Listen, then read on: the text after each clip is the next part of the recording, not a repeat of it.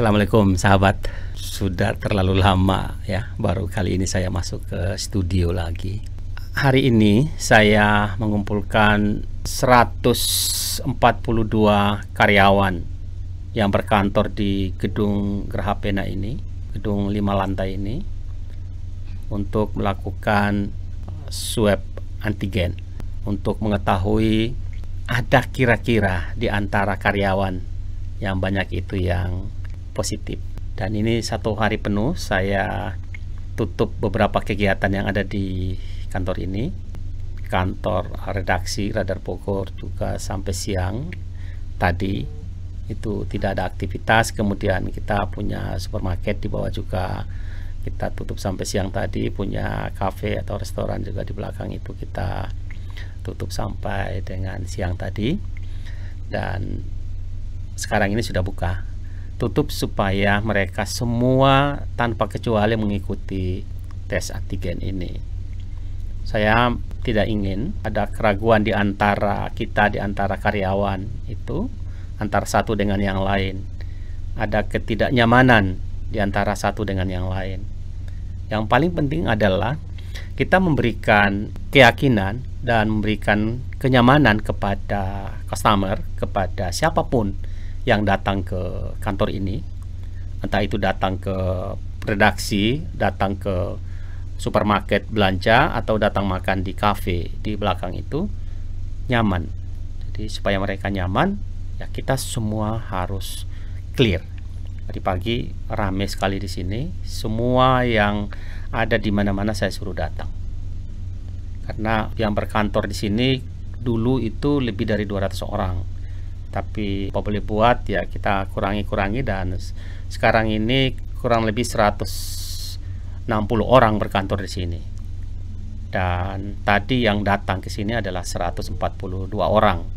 Yang sisanya itu ada di rumah, ada juga berhalangan karena keluarga dan lain-lain.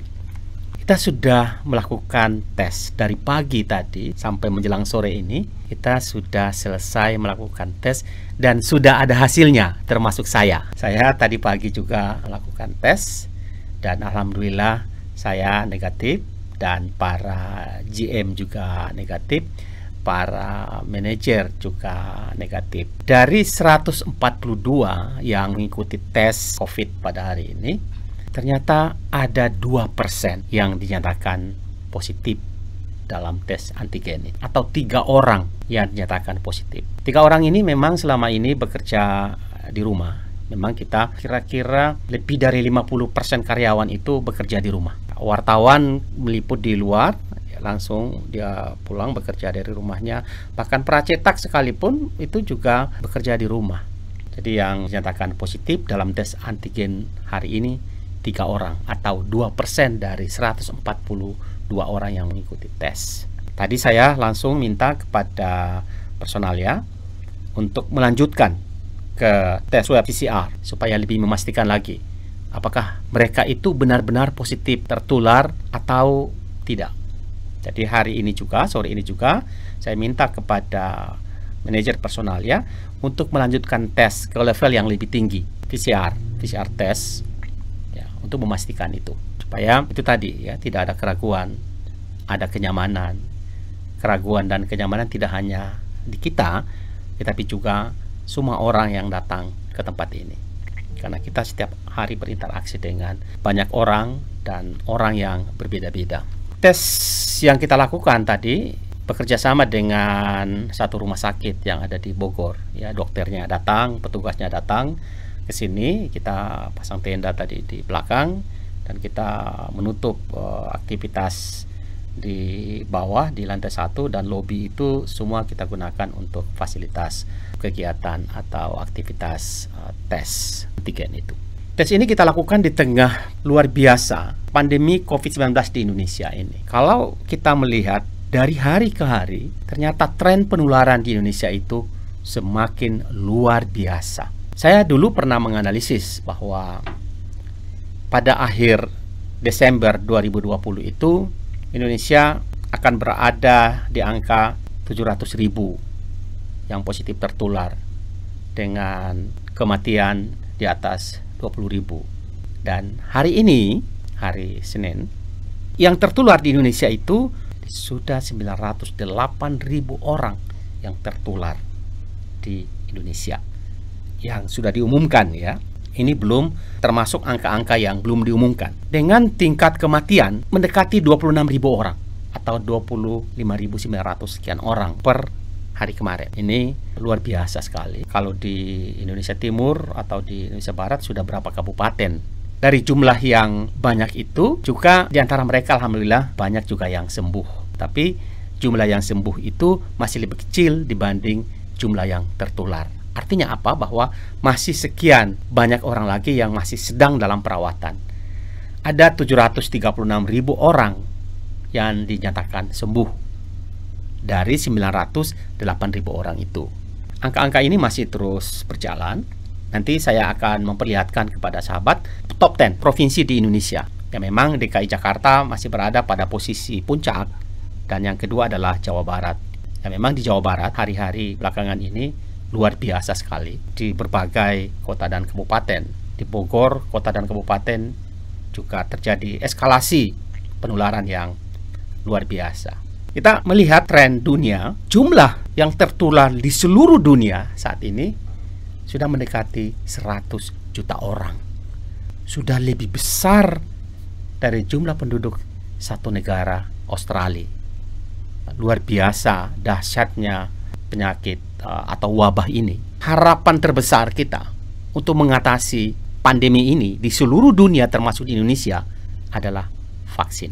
Vaksin yang sementara ini berbagai negara di dunia sedang memulai laksanakan program dengan berbagai produk vaksin. Indonesia juga sudah memulai dengan Presiden Jokowi sebagai tokoh utama, sebagai pemimpin tertinggi negara ini, memulai itu beberapa hari yang lalu dengan beberapa tokoh-tokoh besar yang lain, termasuk para seniman, ya, termasuk kepala daerah.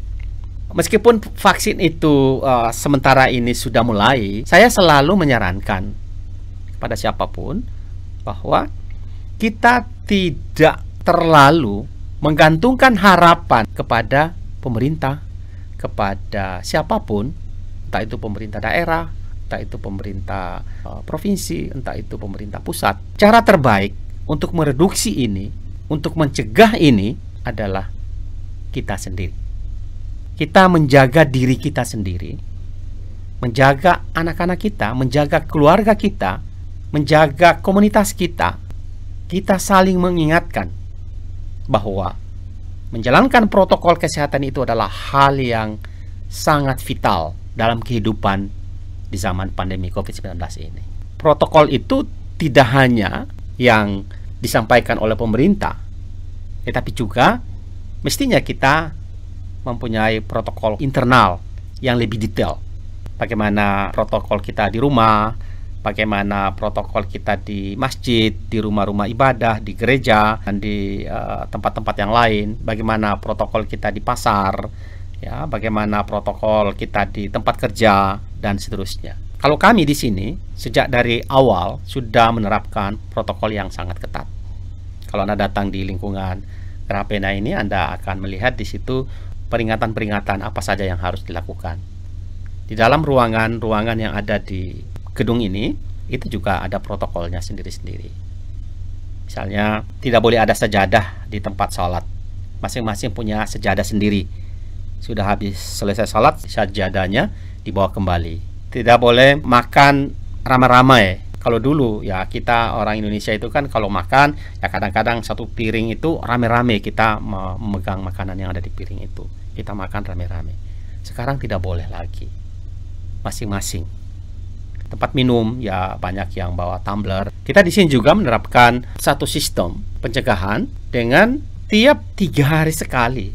Ini bukan tiap minggu, 3 hari sekali. Ada penyemprotan disinfektan yang dilakukan secara internal oleh kita sendiri.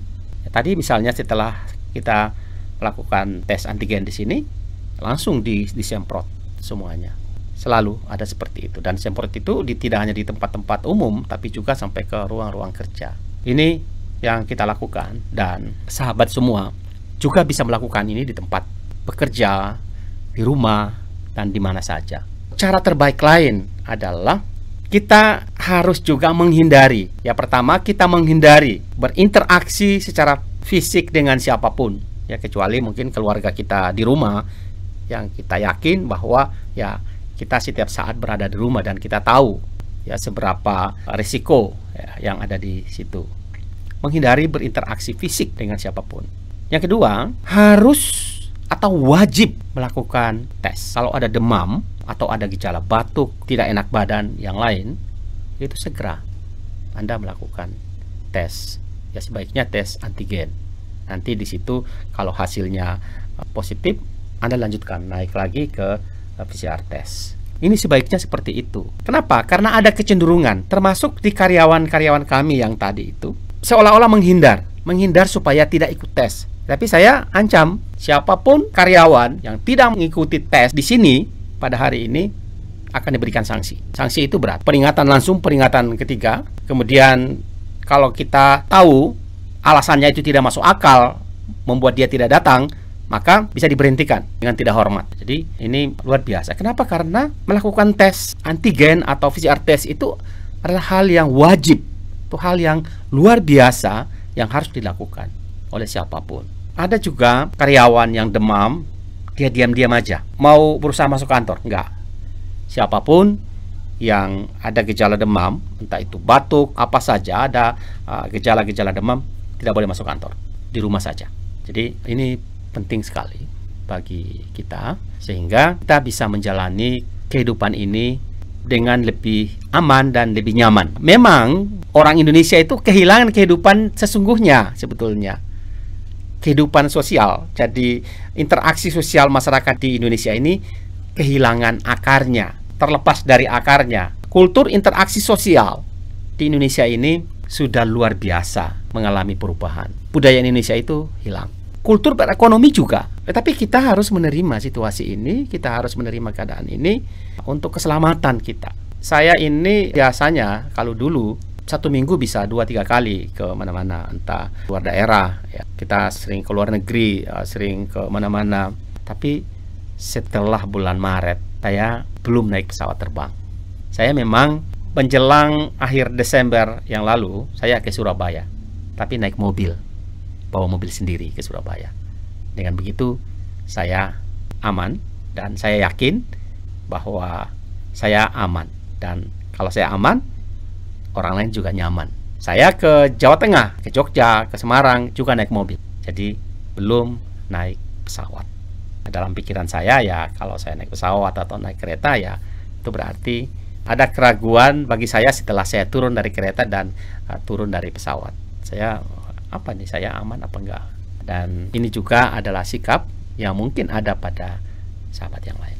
Hal yang paling penting adalah yang saya ingin mengingatkan ya, mungkin sahabat juga sudah punya pegangan ya dalam kehidupan pada zaman COVID ini, tapi saya mengingatkan bahwa ya, kita menjaga diri kita sendiri, kita menjaga keluarga kita, anak-anak kita, lingkungan kita, kita saling mengingatkan satu dengan yang lain dalam hal apa saja supaya kita terhindar ya, apalagi anak-anak kita yang masih kecil, yang masih sekolah. Kita belum tahu nanti bagaimana nasib dunia pendidikan kita, terutama pendidikan dasar dan pendidikan menengah di zaman COVID ini, yang sampai hari ini anak-anak itu sudah sebegitu stres di rumah. Dan saya juga tidak melihat ada hal-hal kreatif di dunia pendidikan. Saya belum menemukan ada terobosan-terobosan kreatif dari dunia pendidikan sehingga anak-anak itu tidak jenuh belajar. Sekarang anak-anak sudah jenuh. Zoom meeting lagi, meeting ini lagi, ketemu belajar ini lagi, belajar ini lagi. Padahal kan ya mungkin nanti kita akan buat di konten yang lain bahwa ya sebetulnya anak-anak itu bisa dikasih permainan-permainan, dikasih games, merumuskan game edukasi itu seperti apa, media-media pembelajaran yang pas bagi mereka di masa COVID ini seperti apa supaya mereka tidak jenuh dan mereka lebih kreatif. Atau anak-anak itu ditugaskan membuat hal-hal kreatif, membuat hal-hal pekerjaan-pekerjaan kreatif terhadap pelajarannya masing-masing. Ya menurut saya mungkin itu, dan saya tidak melihat ada terobosan besar di dunia pendidikan pada zaman COVID ini. Ya, semoga ada manfaatnya. Assalamualaikum warahmatullahi wabarakatuh.